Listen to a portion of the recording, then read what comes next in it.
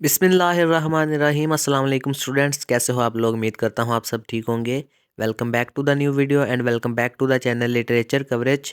आओ लिटरेचर पढ़े। स्टूडेंट्स, आज की इस वीडियो में हम लोग एक शॉर्ट स्टोरी पढ़ने जा रहे हैं और उस शॉर्ट स्टोरी का नाम है द डेड। द डेड, इस शॉर्ट स्टोरी को एक राइटर जेम्स जॉयस ने लिखा था। जेम्स जॉयस एक आयरिश नावलिस्ट, पोएट और लिटरेरी क्रिटिक था। जेम्स जॉयस ने शॉर्ट स्टोरीज का एक कलेक्शन भी लिखा था जिसका नाम था डबलाइनर्स।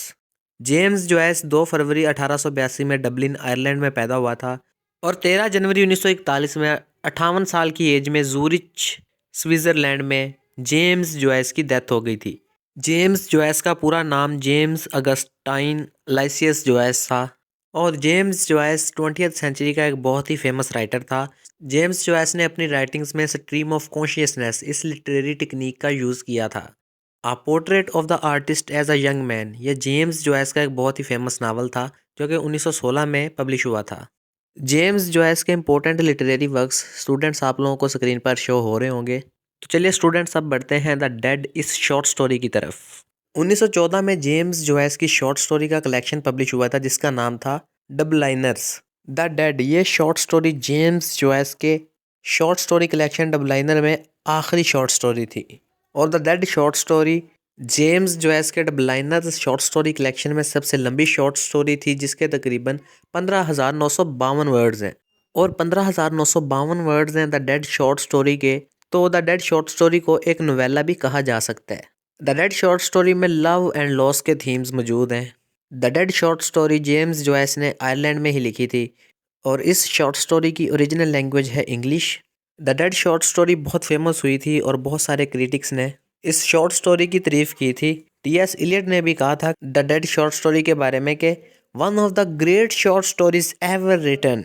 जेम्स जॉयस की द डेड शॉर्ट स्टोरी को बाद में ह्यू लियोनार्ड के वन एक्ट प्ले में भी अडेप्ट किया गया था और 1987 में द डेड शॉर्ट स्टोरी को एक फिल्म में भी अडेप्ट किया गया था और उस फिल्म का नाम भी द डेड ही था। द डेड फिल्म को टोनी हस्टन ने लिखा था और जॉन हस्टन ने डायरेक्ट किया था। द डेड शॉर्ट स्टोरी के प्रोटैगनिस्ट का नेम है Gabriel Conroy.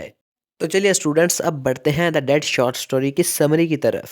Students, the dead short story की शुरुआत कुछ यूं होती है कि आयरलैंड कंट्री के कैपिटल सिटी डबलिन में मौजूद एक घर में एक एनुअल क्रिसमस पार्टी हो रही है। दो काफ़ी उम्र की औरतें जो आपस में बहनें हैं जिनका नेम है जूलिया मॉर्गन और केट मॉर्गन, इन दोनों ने एनुअल क्रिसमस पार्टी रखी है अपने घर के अंदर। काफ़ी सारे मेहमान आ चुके हैं लेकिन जूलिया मॉर्गन और केट मॉर्गन का भतीजा गैब्रियल कॉनराय और गैब्रियल कॉनराय की बीवी ग्रेटा कॉनराय ये अभी तक पार्टी में नहीं पहुंचे। गैब्रियल कॉनराय और इसकी बीवी ग्रेटा कॉनराय ये एनुअल क्रिसमस पार्टी में थोड़ी देर से पहुंचते हैं और जूलिया मॉर्गन और केट मॉर्गन गैब्रियल कॉनराय और ग्रेटा कॉनराय का जल्दी से वेलकम करती हैं। असल में जूलिया मॉर्गन और केट मॉर्गन ने गैब्रियल कॉनराय को यह जिम्मेदारी दी होती है कि गैब्रियल कॉनराय पार्टी के अंदर स्पीच करेगा। जब गैब्रियल और ग्रेटा कॉनराय ये पार्टी में पहुंच जाते हैं तो गैब्रियल की मुलाकात एक लड़की से होती है जिसका नाम होता है लिली।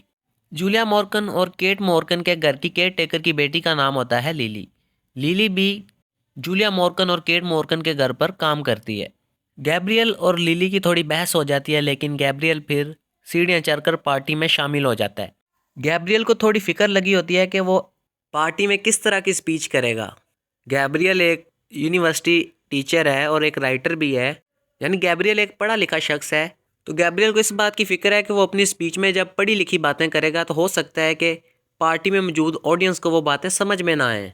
पार्टी चल रही होती है कि गैब्रियल कॉनराय और जूलिया और केट मॉर्गन का फैमिली फ्रेंड फ्रेडी मेलिन्स आ जाता है पार्टी में। फ्रेडी मेलिन्स शराब पीता है और जब ये पार्टी में आता है तब भी इसने बहुत ज़्यादा शराब पी होती है। फ्रेडी मेलिन्स शराब के नशे में होता है तो वो अजीब अजीब हरकतें करता है जिसकी वजह से पार्टी में मौजूद मेहमान डर जाते हैं।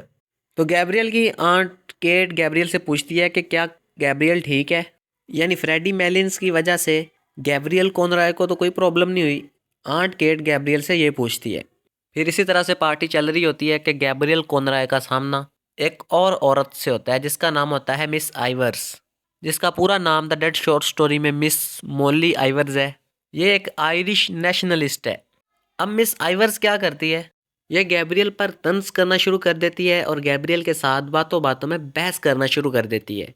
असल में गैब्रियल एक यूनियनिस्ट न्यूज़पेपर जिसका नाम होता है द डेली एक्सप्रेस, उसमें एक वीकली लिटरेरी कॉलम पब्लिश करवाता है, जिसकी वजह से मिस आइवर्स गैब्रियल को वेस्ट ब्रिटेन कहकर उस पर तंज करती है।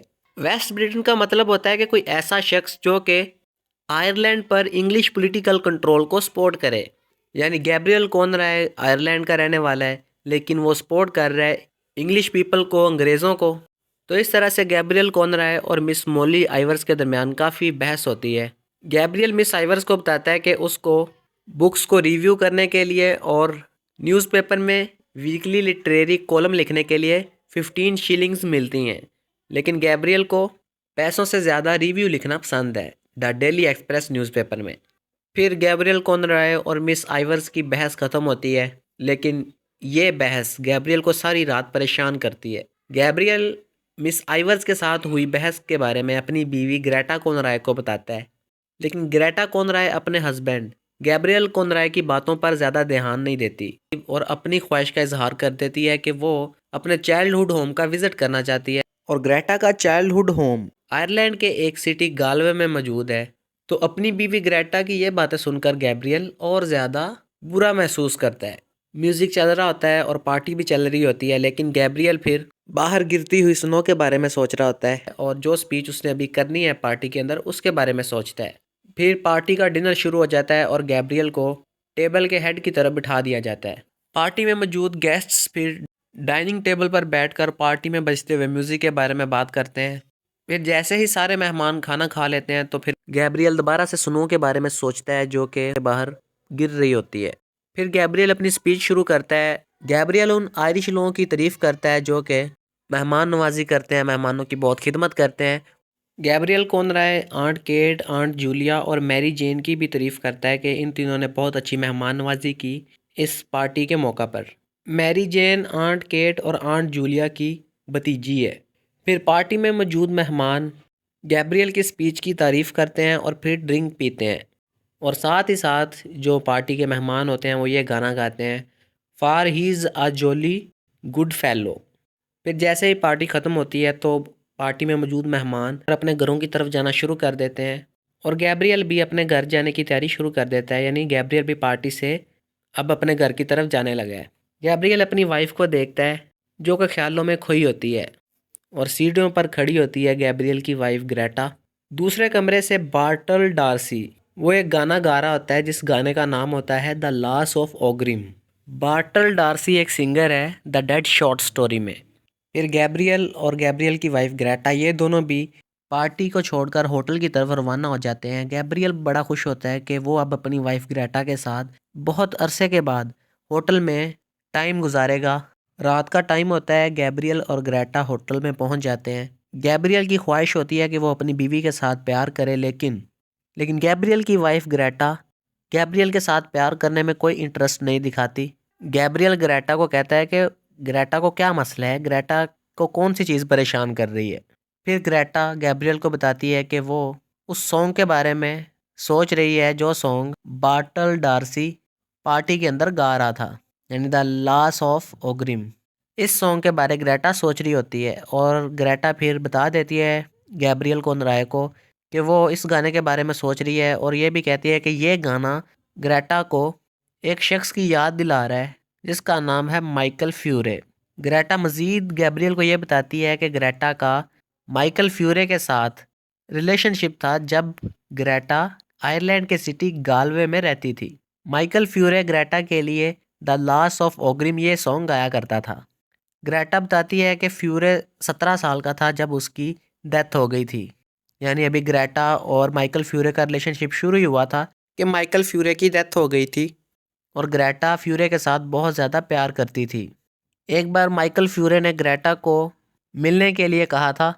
तब सर्दी का मौसम था और बारिश भी हो रही थी और माइकल फ्यूरे पहले से ही बीमार था। तो बारिश में जब माइकल फ्यूरे ग्रेटा से मिलने के लिए आया और उसने ग्रेटा को मिलने के लिए बुलाया तो तब माइकल फ्यूरे सर्दी की वजह से मर गया था। ये कहानी सुनाने के बाद ग्रेटा सो जाती है और गैब्रियल ये कहानी सुन के बहुत ज़्यादा सदमे में चला जाता है। वो बड़ा दुखी होता है कि उसकी बीवी की ज़िंदगी में कोई एक बहुत अहम चीज़ थी जिसके बारे में गैब्रियल को पता ही नहीं था। फिर गैब्रियल हैरान होता है, सोचता है कि कुछ मरे हुए लोगों की ज़िंदा लोगों की ज़िंदगियों में बहुत अहमियत होती है और मरे हुए लोग ज़िंदा लोगों की ज़िंदगियों को काफ़ी हद तक असरअंदाज करते हैं। फिर गैब्रियल ये बात ऑब्ज़र्व करता है कि वो जिन लोगों को जानता है और गैब्रियल खुद भी एक दिन सिर्फ एक याद बन के रह जाएंगे, यानी कि गैब्रियल और उसके जानने वाले लोग भी एक दिन मर जाएंगे, डेड हो जाएंगे। फिर गैब्रियल लाइफ के बारे में, डेथ के बारे में सोचता है और एक खिड़की के पास जाके खड़ा हो जाता है और होटल के बाहर गिरती हुई स्नो को देखना शुरू कर देता है। कहानी के एंड पर यह बताया जाता है कि गैब्रियल को महसूस होता है कि उसकी रूह बेहोश हो रही है जैसे जैसे गैब्रियल गिरती हुई स्नो की आवाज़ को सुन रहा है।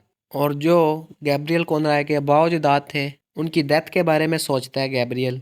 और फिर गैब्रियल ये सोचता है कि ये स्नो इस यूनिवर्स में मौजूद जिंदा और मुर्दा लोगों के ऊपर गिर रही है। तो स्टूडेंट्स, इसके साथ ही the dead short story by James Joyce ख़त्म हो जाती है। The dead short story by James Joyce के मज़ीद क्या थीम्स हैं स्टूडेंट्स, आप लोग कमेंट करके बताओ। आज की वीडियो यहीं पे एंड करते हैं।